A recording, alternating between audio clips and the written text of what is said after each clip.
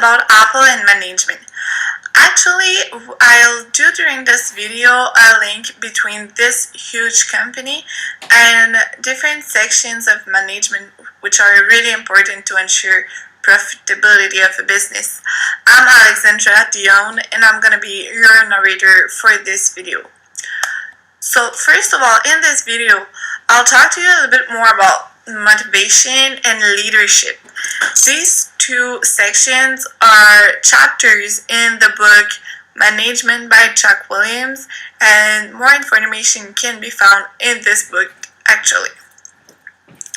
So first of all, to start about motivation and make a link with Apple, I decided to show you a video of that the company made to promote its employees, and which demonstrate really how the company works in the corporate office of Apple. In the corporate office of Apple. Apple is always about pushing the envelope, about doing the best thing possible. And that's different from any company industry. A lot of companies, in terms of making it the highest quality or the most elegant, they will stop at some point because it's too hard. And Apple will never give up because it's too hard or it's impossible.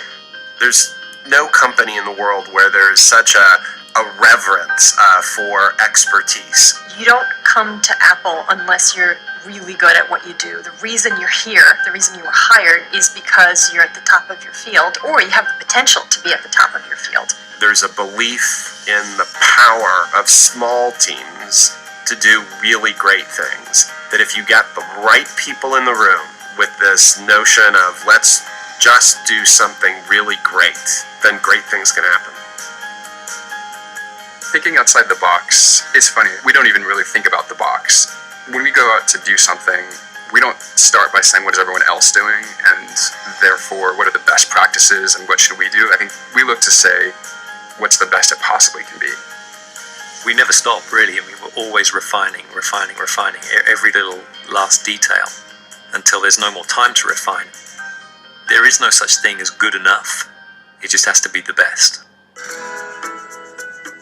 One of the unique things about Apple is the level of cross-collaboration between different groups. When we decided to redesign the batteries for our portable products, the goal was fairly simple: to design a smaller battery that would last longer. We had to start with a new chemistry, a new mechanical design, a completely different industrial design. Our environmental team was involved. It just touched at so many different parts of the company. And that's how new technology is done at Apple. It involves everybody. The difference between a good product and a great product is that attention to detail. When we started the design of the iPad 2, we knew from the very beginning that the cover was going to be a really important part of the story. The big challenge was, how do you attach the cover? Our implementation of magnets was a really challenging engineering task. One of the engineers on the team actually became an expert in doing computer simulations on magnetic field. It was a tremendous amount of work by a large number of people who, through the course of this product, have become genuine experts in new areas because they had to figure out how to make this product. そうですね、他の人と一緒に働くのが、本当に楽しいって思える人が多いですね。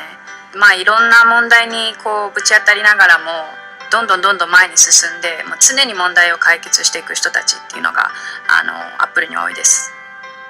I think certainly a hard work ethic is important because there's so much work put into making anything, be it a product or a piece of marketing or some software. What's presented to the consumer is this kind of effortless ease. You don't really know how much work goes on underneath the surface, but believe me, there's a lot. No hay una sola manera de resolver un problema. De ser flexible y adaptable son características muy importantes si quiere uno trabajar en Apple. Los que trabajan aquí tienen la capacidad de adaptarse rápidamente a circunstancias que cambian constantemente. The best part of working at Apple is actually the feeling that what you've brought to the table has contributed to something greater than yourself. And in that way, you're changing the world. We're introducing mind-boggling new, gotta-have-it scramble, lines around the building kind of products. And I love my role in making that happen. You will get more out of working here for 2 years than you will get out of working at any other company for 5 years. Easily. There's a lot of places you can find happiness. Work, when structured right, is one of the few places you can really find meaning.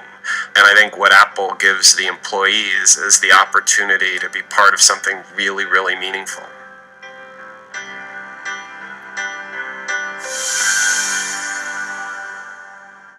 So this was the video of Apple made by Apple, and I think I really explained more in details what is motivation for Apple and how the company brings it in its doors. Because actually motivation is the set of forces that initiates, directs, and makes people persist their efforts to accomplish a goal. And I think that's really what Apple is doing, since it's really motivating its employees to ensure that they know where to put their effort, since their tasks are clearly mentioned. Also, something made by Apple is that they demonstrate in the work their workers how to put a lot of efforts to put forward their job. And since everyone is cross-collaborating, that's very good also to motivate and to initiate efforts.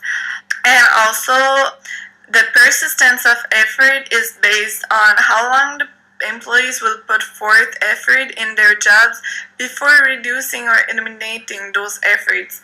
And I think that's very through the increase in demand that they have, and also the willingness that they have to just accomplish something and to be proud of it afterwards, since Apple is very renowned in the entire world. Also, the basic of motivation are present at Apple. First of all, there's effort and performance, which is based upon the ability of someone to do something. And since the Apple takes the best candidates and the best people in their field, then that's something that they can provide performance, since they will be able to put their knowledge in their work based on their ability. And also the situational constraints happens for everyone. It's just not, you cannot choose that. So for this reason, actually Apple offers different benefits, which it explains in its website. So one of them is are very good.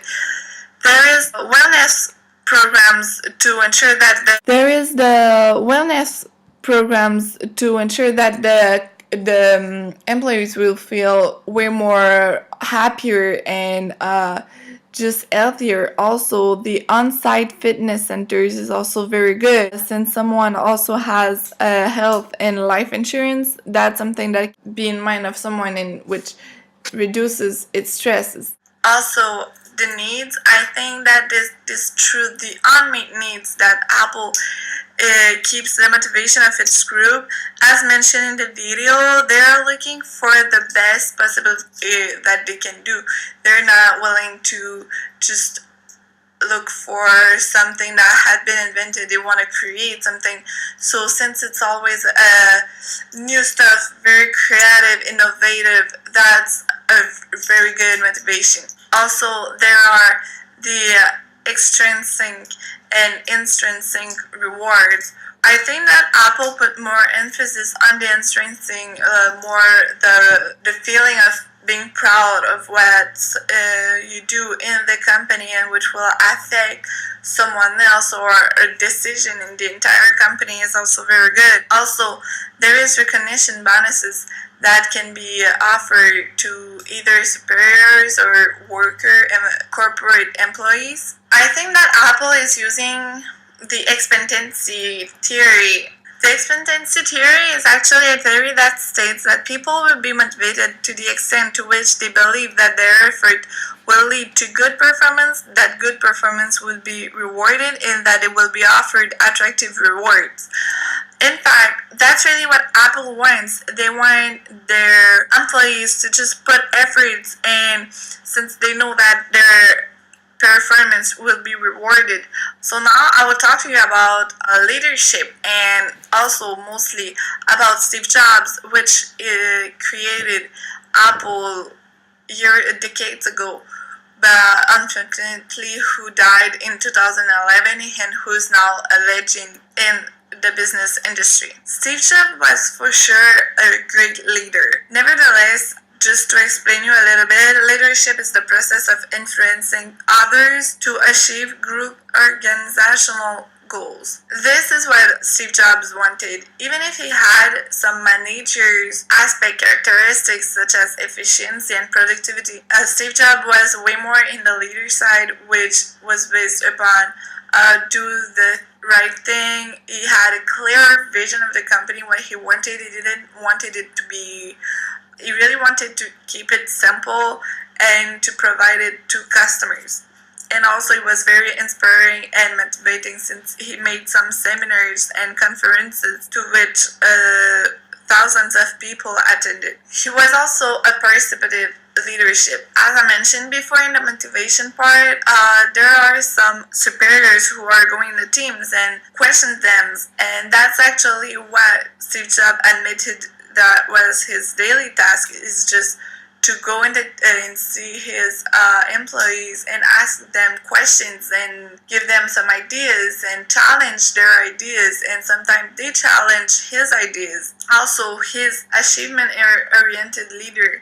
As we know, Apple, the goal is just to be the best, and not only to be the best, but to offer a good quality of it. He was also a visionary leader. He was the first one to do most of what he did, and he is now renowned to be an amazing, brilliant man who changed the life of most of the people in creating laptops and iPads, iPod, iPhone, which are now known around the world. Furthermore, Steve Jobs is a charismatic leader.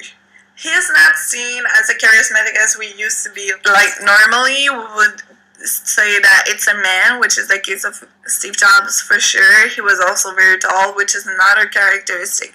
We would normally see him like having different things such as a tie. Normally we would think that he would have a tie over here.